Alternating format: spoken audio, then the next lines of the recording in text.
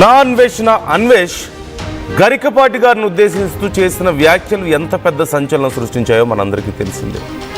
అనకూడని మాటలు, చాలా చెత్త మాటలు మాట్లాడాడు, చాలా జుగుప్సు కలిగించే మాటలు మాట్లాడాడు. మనందరికీ తెలిసిందే.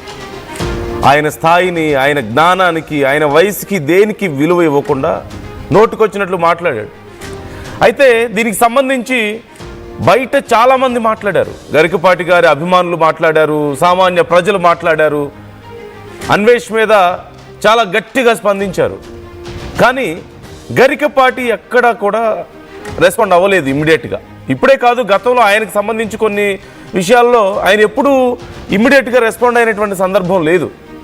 ఇప్పుడు కూడా ఆయన ప్రత్యేకంగా ఏం రెస్పాండ్ అవ్వలేదు. కేవలం ఎక్కడో ఒక చోట ప్రవచనాలు చెప్తూ ఆ ప్రవచనంలో భాగంగా డైరెక్ట్గా అనకుండా కొంత ఇండైరెక్ట్గానే ఆయన సమాధానం చెప్పే ప్రయత్నం చేశారు. ఒకరెవరైనా తప్పు చేస్తే అతను 10 ఏళ్ళు శిక్ష అనుభవించినా సరే మారతాడో లేదో తెలియదు, కానీ బయట ప్రజలు చీ కొడితే ఖచ్చితంగా మారతాడు. ప్రజలు అలా నేర్చుకోవాలి, చీ కొట్టడం నేర్చుకోవాలి. తప్పు చేసిన వాడికి నువ్వు తప్పు చేసావని చెప్పడం నేర్చుకోవాలి. అలాగే ఆయన విషయం కూడా మాట్లాడుతూ నేను ఖచ్చితంగా అలా రెస్పాండ్ అవుతాను, కానీ నాకు అవసరం రాలేదు. నా అభిమానులు కానీ చాలా గట్టిగా రెస్పాండ్ అయ్యారు. నా అభిమానుల్లో ఖచ్చితంగా ఆ ధైర్యం ఉంది ఎప్పుడు. ఆ విషయంలో మాత్రం నేను చాలా సంతోషంగా ఫీల్ అవుతున్నానని చెప్పేసి ఆయన మాట్లాడారు.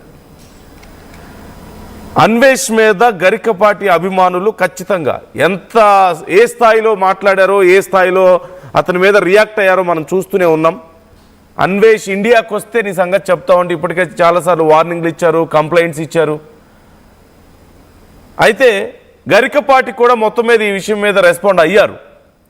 గరికపాటి సహజంగా సైలెంట్గా ఊరుకునే వ్యక్తిత్వం ఏం కాదు ఆయనది. ఖచ్చితంగా ఆయనే చెప్తూ ఉంటారు, ఊరుకోవాల్సిన అవసరం లేదు. ఏదైనా సమస్య వస్తే, ఎవరైనా మనకి నష్టం చేస్తే తిరిగి మనం అతనికి గట్టిగా సమాధానం బుద్ధి చెప్పగలిగి ఉండాలని చెప్పి అంటుంటారు.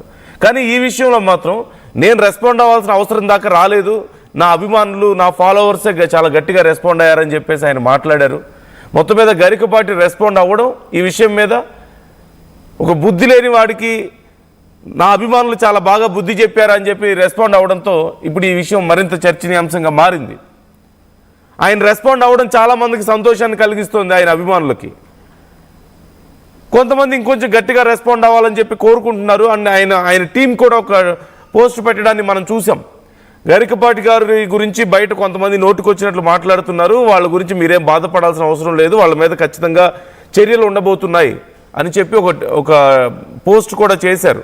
అంటే తొందరపడి ఏమీ మీరు చేయొద్దు, మీరు కొంచెం ప్రశాంతంగా ఉండండి, ఆ సమయానికి ఖచ్చితంగా మేము చర్యలు తీసుకుంటాం, లీగల్గా ప్రొసీడ్ అవుతాం అని చెప్పారు.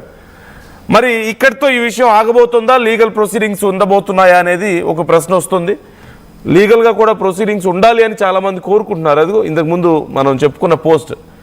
గత కొన్ని రోజులుగా జరుగుతున్న వివాదానికి గురువుగారు ఎప్పుడో చెప్పిన మాటలు జోడించి వక్రీకరించి వివిధ యూట్యూబ్ ఛానళ్లు లేనిపోని సమస్యలు సృష్టించే ప్రయత్నం చేస్తున్నాయి. ఈ మధ్యకాలంలో వ్యూస్ కోసం గురువుగారి మాటలు, ఫోటోలు ఇష్టానుసారంగా వాడుకోవడం పరిపాటి అయిపోయింది. ఇవి పూర్తిగా అర్ధరహితం, కవ్వింపు చర్యలు.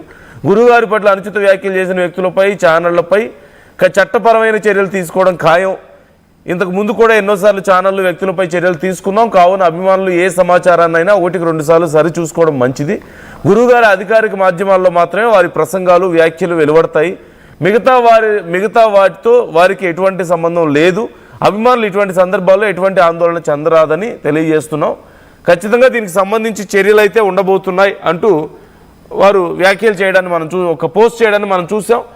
మరి ఇప్పుడు లీగల్గా ఏమైనా ప్రొసీడింగ్స్ ఉండబోతున్నాయనే ప్రశ్న. మొత్తం మీద గరికపాటి గారు రెస్పాండ్ అవ్వడం అనేది చాలా మంచి విషయం అని చెప్పేసి ఆయన అభిమానులు కానీ చాలామంది రియాక్ట్ అవుతున్నారు. ఎందుకంటే ఆయన గురించి అంత దారుణంగా మాట్లాడినప్పుడు ఆయనే రెస్పాండ్ అవ్వాలి అని చెప్పి చాలామంది కోరుకున్నారు. ఆయన రెస్పాండ్ అయితే బాగుంటుందని ఎక్స్పెక్ట్ చేశారు. ఆయన అభిమానులు చాలా బాధపడ్డారు. ఇప్పుడు ఆయన రెస్పాండ్ అయ్యారు.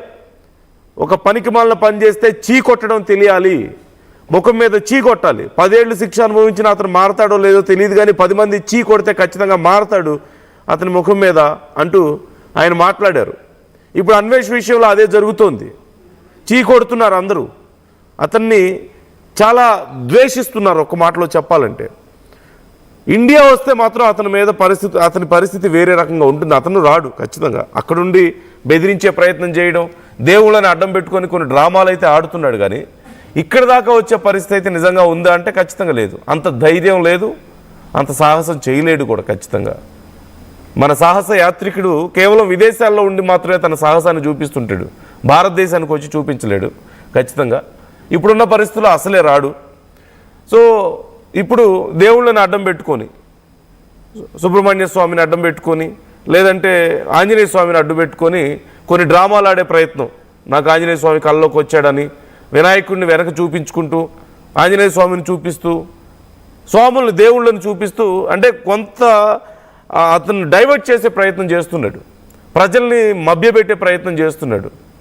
అసలు విషయం అది కాదు. ఇక్కడ ఒక్కటే, it's very simple logic Anvesh. మీరు చేసిన కామెంట్స్కి నేను తప్పు చేశాను, నన్ను క్షమించండి అని మనస్ఫూర్తిగా అడిగితే, చేతులు జోడించి మనస్ఫూర్తిగా అడిగితే అయిపోతుంది, అక్కడితో అయిపోతుంది. ఇంకెప్పుడు అలాంటి కామెంట్స్ చేయకుండా కూడా ఉండాలి. అలా కాకుండా